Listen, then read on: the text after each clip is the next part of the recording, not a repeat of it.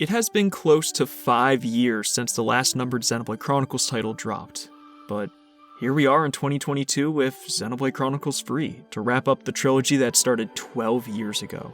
At the time of writing this script, I have put over 75 hours into the game, finished dozens of side quests, explored numerous locations, and completed the main story. Admittedly, it felt a bit surreal sitting here and writing these very words. Given how I create Xenoblade content, and also due to the game's very nature, there will no doubt be aspects which I'm gonna be reflecting on for quite some time. Nevertheless, I feel prepared to give my thoughts on the game. As the title implies, this video will be spoiler-free, thus I will only be speaking about the story premise presented via the promotional material and first 2 chapters, in addition to generalized thoughts on aspects like the story and characters. Any content I show will also be from those 2 chapters, aspects shown in the promotional material, or B-roll footage that dodges story spoilers. Finally, Xenoblade Chronicles Free doesn't attempt to hide its endeavors to blend elements of the series' past within this entry, as it makes this readily apparent from the box art, which is gonna be numerous people's first exposure to this game. As a result, I'm not gonna stray away from comparing various aspects to its predecessors, especially because the developers Monolith Soft have implemented mechanics and creative decisions rooted in criticism from those previous titles. And the last thing I'd like to say is that if you do end up enjoying this review and would like to leave a like, it certainly helps out a lot, and consider subscribing if you'd like to see more Xenoblade Chronicles Free content. On that note, let's take a dive into the world of Ionios. Although my examination of the plot will come later, I want to give a brief summary of the game's premise since a lot of this game's identity springs from that. Xenoblade Chronicles Free takes place in Ionios, a world stuck in an endless cycle of constant war between 2 nations, Keves and Agnes. Each nation is composed of a copious amount of colonies that contend in countless battles, since killing soldiers from the opposing nation refills their colony's flame clocks, which essentially delays the expiration date of all those stationed there. Furthermore, every person inhabiting Ionios has a meager 10 years to live. Our main party, composed of members from both Keves and Agnes, originally come into conflict with one another, but unite once they receive the strange Ouroboros ability and decide to find out who is truly the real enemy in this cruel world. This is all made clear within the game's opening, and it establishes what I would call the grimmest story concept in the series thus far, which works brilliantly in Xenoblade Free's favor. It creates a strong narrative hook, which I believe is something crucial to JRPGs since the genre is traditionally recognized for its long runtimes, and it's almost become an accepted trait that the games can sometimes take nearly 8 to 12 hours to sink its claws into somebody. And that's not really going to appeal to somebody when they can go play a game that is going to take that long to beat in the first place. But anyways, it creates the foundation for themes of defying the world, idealism, and so on, in addition to seeping into the various other aspects of its presentation, such as the visual design. If you ask me, I would say Xenoblade Chronicles Free is the best looking title in the series. The locations are very colorful, plenty unique, and provide for beautiful screenshots at practically every turn. This game, more than any of the others, transitions between locations in the overworld very organically, which provides stunning views that allow the player to absorb multiple areas at once. This ambition comes at a cost, however, as this game was pretty susceptible to frame rate dips, more than any other Xenoblade game, I'd say. I wouldn't say it was very distracting, but it certainly was noticeable in some of the higher detailed areas. Additionally, character models for the more important characters are clean and very well animated. Seriously, the battle animations on these characters are phenomenal and successfully sell the weight and impact of their strikes. Even the less intensive animations used for party buffs or outside of combat help establish the personalities of these respective characters. A great case in point being Uni, rocking the relaxed posture and smug looks, versus someone like Noah, who has a very proper posture and earnest expression as he engages in conversation. All of these examples showcase the growth and ambition Monolith Soft has taken with its animations coming from the original Xenoblade, and also some much appreciated ammunition for future analyses. Thank you for that. This kind of ties into the animation as well, but I am extremely happy that I didn't come across any instances of dissonant lip syncing and voice work. Xenoblade Chronicles has a couple odd ends, and I felt that Xenoblade Chronicles 2 suffered from this much more severely, since characters are more animated and lively. But in this game, I didn't really notice any unaligned moments that ruined my immersion. And yes, the voice work is pretty stellar. I think the main ensemble play their characters well, and I even remember being stunned by the voice talent on some side characters that just act as support roles in the colonies and thinking, Damn, you really committed, huh? I played the game in the dub as I usually do, so in particular, I want to give kudos to Noah's voice actor, Harry McIntyre, Lance's actor, Jack Bardot, and Uni's voice actress, Kitty Archer, who offered a great range of emotionally charged lines, and some of the game's funniest from the latter too. If any of you are somehow listening to this, I would like to apologize for potentially butchering your name, and hey, keep up the great work. Now, if we're going to talk about sound, music is a quintessential part of the Xenoblade Chronicles experience. I tote Xenoblade Chronicles 1 and 2 as some of my favorite soundtracks ever, so Xenoblade Chronicles 3 has some pretty big shoes to fill. Honestly, this is one of those aspects that might change for the better over time once I get more exposure, but I think this soundtrack overall is extremely good and led to some new favorite tunes from the series. Some of which include spoilers in the temporary titles or descriptions, so I'm gonna hold off on giving a proper list until my follow-up spoiler-filled thoughts video. Although, if I could give a personal gripe I had when I played the game, it's that a lot of the area themes feel layered in terms of ambient noises or quieter instruments that I didn't really hear when I was actually playing the game. After listening to them on my own time, the strength of the songs were definitely elevated when I could take everything in. However, the biggest criticism that I, and a lot of other people share, is the continued inclusion of songs that interrupt the current song playing, which take form in Chain Attack and the menu theme. Let me clarify that they are both great songs, and I actually didn't have issues with Chain Attack at first, but their implementation is what leads to frustration. The menu theme can just get a bit old, especially because it resets every time you open the menu, and those 7 piano notes will get ingrained into your brain if you keep opening the menu in quick succession. I speak from experience. As for Chain Attack, once activated, this song will cut off whatever song is currently playing. At first, I didn't find this to be that big of an issue since the song was so good and it seemed to match the intensity levels. Then, I started getting further into the game and having boss themes cut off, some of which actually have variations when you get their health low, and you might not even hear if your Chain Attack just obliterates their health bar. The final boss is the only exception to this rule, and I now fall in the same boat as plenty of other content creators who would prefer a patch adding a toggle for this theme, or to just not have it interrupt boss themes. And on the subject of battles, let's move over to gameplay. Xenoblade's gameplay is divided into what I would consider to be two staple categories: combat and exploration. We're going to start by discussing the former, and I would say that Xenoblade 3's combat is the most complex of the series, yet the most fun and engaging at the same time. Just like in previous games, battles are centered around utilizing arts and careful positioning to capitalize on bonus effects, mimicking conventions of MMORPGs. The basis feels more similar to Xenoblade Chronicles 2's system, which I greatly prefer to the original Xenoblade Chronicles since you have the return of features like art canceling that makes combat feel incredibly smooth and flowing. Yet, a ton of new variables have been introduced, such as the class system where characters can adorn the attire and weapons of a fellow party member in order to patch holes in your composition. These classes can be mastered to give the player new arts, which are retained by the character and usable no matter what class you change to. Furthermore, these master arts can be fused with your current class's arts, creating attacks with increased damage or effects. There's a lot of depth to this system, and it can result in an abundance of experimentation to determine what the best art combinations are on your characters. As you unlock more hero characters, essentially this game's answer to Blaze from Xenoblade Chronicles 2, you'll gain access to more classes and weapon types. I also have to say that I love the sheer diversity in weapons available.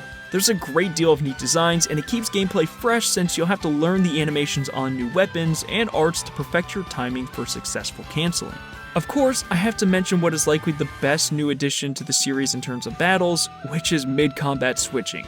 Finally, if the ability to select which combat route you preferred via the commands wasn't enough, you now have much more control over when you can initiate said combo, where you choose to place AoE buffs, or even just get to play the game when the character you were originally controlling dies. In its current state, the Switch system is pretty bare bones and could be more interesting in future titles, but it was a much needed and appreciated addition.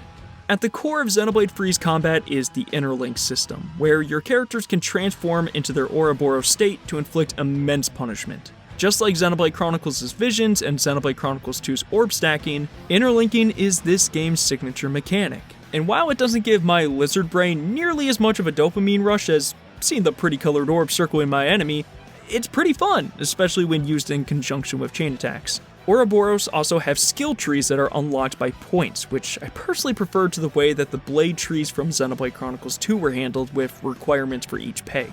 Perhaps aside from some boss fights feeling like they drag out even when I was doing around 1,000,000 damage per chain attack in the late game, I don't necessarily have any issues with Xenoblade Free's combat, and I really do think this is the best system Monolith Soft has implemented thus far. That being said, I didn't even touch on every gameplay mechanic, and I'm sure that notion, in conjunction with the info dump I just provided, could prove pretty intimidating to new players. However, Monolith Soft has been taking notes. This isn't exactly a secret, but Xenoblade Chronicles 2 was heavily criticized because of its terrible tutorials, and I maintain that was certainly warranted. Mechanics seem to be poorly explained, I believe some tips were just flat out incorrect, and there weren't any options to practice any of the introduced mechanics, nor reread the tutorials. So if you put Xenoblade Chronicles 2 down for a few months and then tried to jump back into it, yeah, good luck. I can happily say that Xenoblade Chronicles Free took this feedback to heart, and dedicated plenty of effort into making this game, specifically its combat, much more comprehensible for several reasons. First, all tips provided can be revisited in the menus if you accidentally skipped one or just wanted a refresher. Second, the game provides the ability to practice these mechanics firsthand with a simulator of sorts, which was an extremely smart inclusion. And finally, to mostly successful results, the game spreads out each of its tutorials from chain attacks to affinity to interlinking so the player is not overwhelmed by major mechanics. I say mostly successful because I personally felt like the pacing of them resulted in the tutorials overstaying their welcome, practically occupying the totality of chapters 1 and 2. That essentially comes down to how many systems there are in place within the Xenoblade titles, and I think they did pretty close to the best that they could with so many gameplay elements to introduce to players. That perceived length could also be in part due to the fact that I know most of the reoccurring mechanics of the series already, and seeing so much familiar information led to this process feeling longer. As for the exploration side of things, it's still as good as it's been. As I said, regions are vibrant, varied in terms of horizontal and vertical exploration, and full of eye-catching spots or landmarks to check out. I felt similarly to how I did with Breath of the Wild, where, alright, I want to keep going to the destination, but alright, let me just check out this area real fast. 1 hour later. Okay, just one more. Just one more, I promise. The next morning. Yeah, it's pretty addicting. This game even features some large regions that are 100% optional. The main story could be completed without even entering them, and that's kinda crazy. Xenoblade Free introduced 2 noteworthy additions that shake up the method in which exploration is handled, and actually go hand in hand with one another, which are the revamped field skills and the connected nature of regions. Let's start with field skills, which probably would trigger a violent reaction in fans of Xenoblade Chronicles 2, but rest assured, they are much better. Instead of requiring blades in your party with appropriately unlocked skills, completing certain quests will grant you abilities that will allow you to traverse obstacles in the overworld without needing to stop, swap around your party, and initiate the prompt. Some of these optional regions I mentioned are reached via these field skills, and it gives the game a Metroidvania-esque design. It also allows Monolith Soft to get more creative in how it instills intrigue in the player and a desire to revisit blocked off sections of a region aside from the typical barrage of high-level enemies. Again, another example of Monolith Soft listening to feedback, and something that should certainly be polished and return in future entries. The other addition I noted was how this game's regions fit together, and I think it provides the most organic exploration experience from the numbered titles. A majority of regions in Xenoblade Chronicles 1 were linked to each other through a single entry point, or just completely disconnected in Xenoblade Chronicles 2's case. Exploring regions in Xenoblade Free reveals that there are typically multiple entry points into neighboring regions, which I find makes Aionios more realistic in its construction. It was extremely cool to be diving into a side route of the Wildwoods, only to find that I had reached the peak of the Great Cot Falls. This occurs numerous times, and it significantly bolstered my appreciation of this world. However, I do believe it has some flaws. Due to the intertwined nature of this game's numerous regions, as well as a lack of discussion about those same regions you find yourself in, they didn't exactly stick in my memory as much as those from all the previous Xenoblade games. In particular, I mean that the names and borders aren't as easily grasped. In Xenoblade Chronicles 1, you'd have situations like when the party would lay out a plan to cut through Satoral Marsh, and then they would stop to talk about the Aether Lamps. Xenoblade Chronicles 2, because of the narrative's focus on nations stationed on Titans, put a massive emphasis on the significance of these locations. Xenoblade Chronicles 3 doesn't really do that much. Characters might say something like, okay, here's the path we're going to take to reach our objective, but they never truly stop to talk about the physical world they're in. Dang, that's a whole city in the middle of a forest with a completely unique architectural style to what we've seen in this world. Uni, you seen this? Man, those Mobius mooks. What, they make my why are we feathers talking about stand on what do end. Mobius have to... Ending people's lives. Why are we after talking doesn't- about... Most of these conversations are reserved for the state of the world, as in the conflict between Agnes or Kevez, or if you did get something about the physical elements of the world, it's usually tied to fireside chats. And this could be an example of a show-don't-tell approach, where they wanted to let the players take in the world through gameplay. But I'm gonna have people that have played the previous titles recall this. Remember that cutscene in Xenoblade Chronicles where Shulk is marveling at the sight of the Bionis and Mechonis?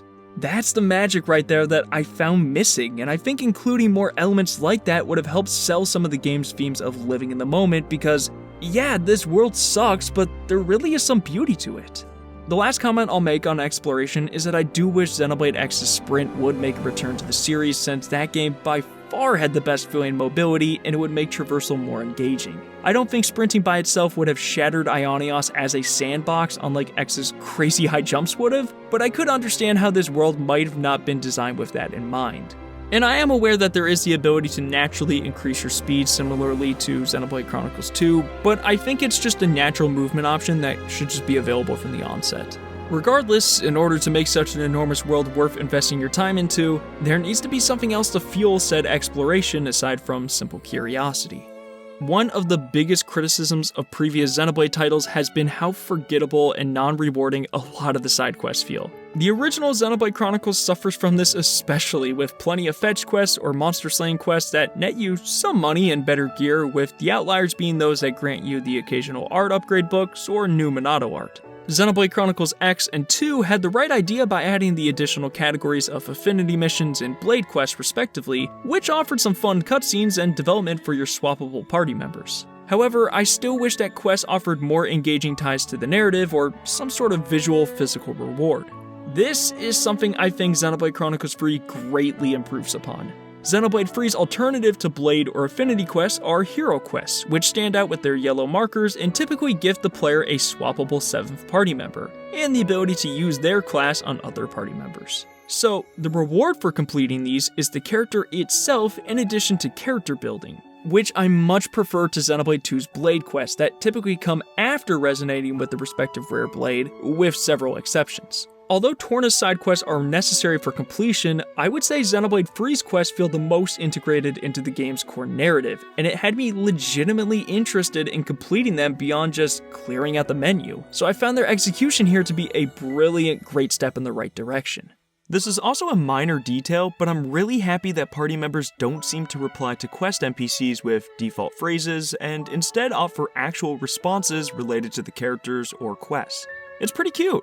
On the topic of hero characters, let's talk about those. While traveling across the numerous regions, you'll stumble across over a dozen characters that can be recruited. I enjoyed a bunch of these heroes from their personalities to their designs, and it really helps how they get their moments to showcase their personality despite being side characters. Xenoblade Chronicles 2's character designs across the board are more vibrant and zany when compared to Xenoblade 3's cast, especially when you examine the rare blades. Although I do like a number of their designs such as Cassandra and Ursula, the wide array of guest artists led to a ton of variance in their designs. I know there are people that love this level of diversity, but I personally find it jarring to see 90s anime girl vests in the same room as a beltless Tetsuya Nomura design man. This blend leads to some consistency issues within the world, which is something that Xenoblade 3 heroes capture extraordinarily well. I never found any of the designs to be distracting or at odds with the war-torn world of Ionios that the game presents.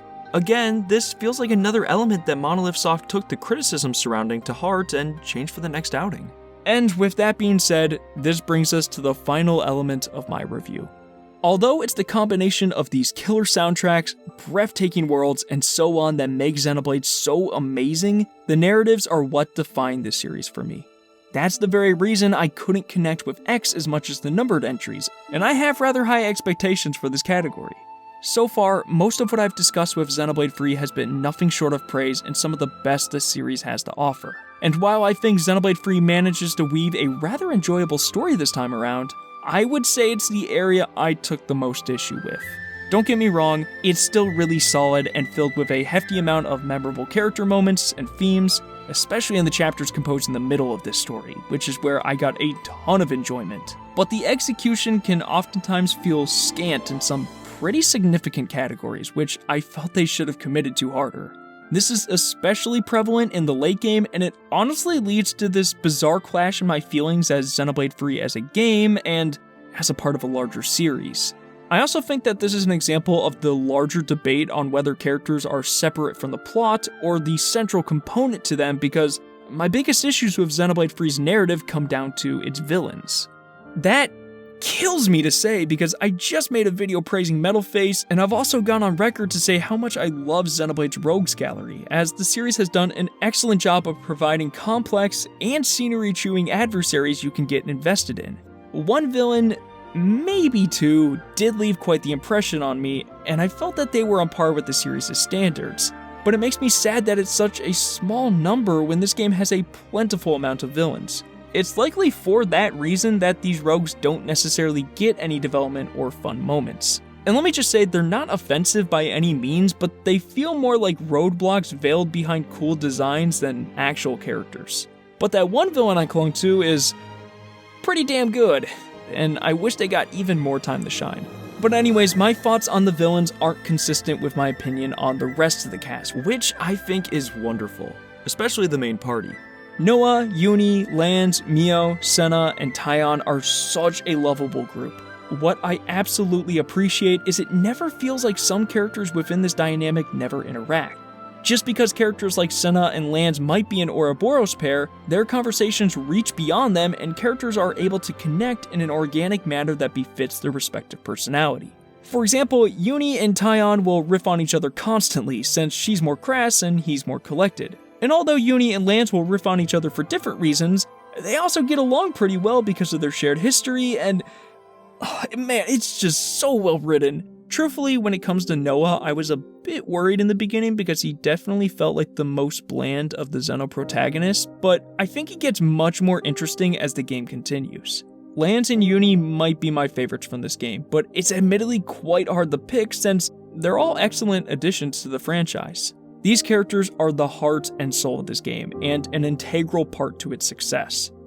Oh, and this game actually manages its humor pretty well.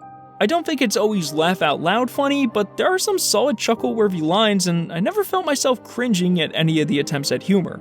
They do a good job of throwing in these incredibly jank moments from time to time that really shouldn't be as funny as they are, but it's just so ridiculous that you can't help but laugh. They mostly ditched the cutscene long gags from Xenoblade Chronicles 2, which I think was a great call. Subtle character lines have always been Monolith's strong suit when it comes to the humor, in my opinion. Moreover, I highlighted this earlier, but I think the hero and side characters are certainly pretty interesting. The simplest way to break down Xenoblade Free's approach to characters is, if the game portrays them as a good person, then there's a high chance they'll be a fun or effective character. Although if they're a villain, that's a little bit more of a dice roll. I know I have been exceedingly vague in my discussion, but my follow-up spoiler review will offer a much better representation of my opinion on the story and characters, just with the use of specifics. To wrap this all up, Xenoblade Chronicles Free is a really beautiful game. It has an excellent soundtrack, intriguing environments, a strong premise, and what might be the most tightly woven main cast of characters. It really does feel like they took a lot of criticisms from the previous entries to heart and polished them up for this game.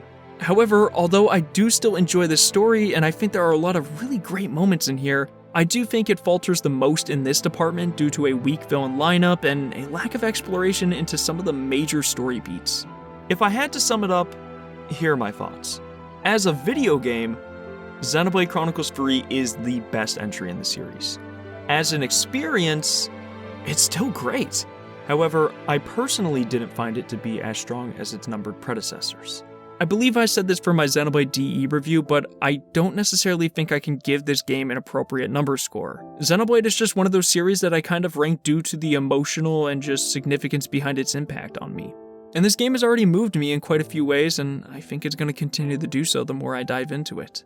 Let's just say that I certainly think it's worth your time if you have been a fan of the series, and if you are new to the series, I think it's a great game that you very well could jump into the series with. I always do recommend to new players to start with the original Xenoblade Chronicles and then move on from there so you can catch references in the later titles, but just like Xenoblade Chronicles 2, this is definitely a fair enough starting point if you'd like it to be yours. And on that note, thank you guys so much for watching. I hope you enjoyed my review and you have been enjoying the game yourself. Feel free to leave a comment down below. I'd really like to hear your guys' thoughts on the game, and if you'd like to hear my more in-depth thoughts from that spoiler video, that will be going up here relatively soon. But I think that's going to be it for me, so thank you guys again, and until next time. Oh god, oh, foot, oh god. Guys, here's the thing, right? I record on the floor of my closet. My foot probably falls asleep about 2 or 3 times during that process, and it is very uncomfortable. Pray for your boy.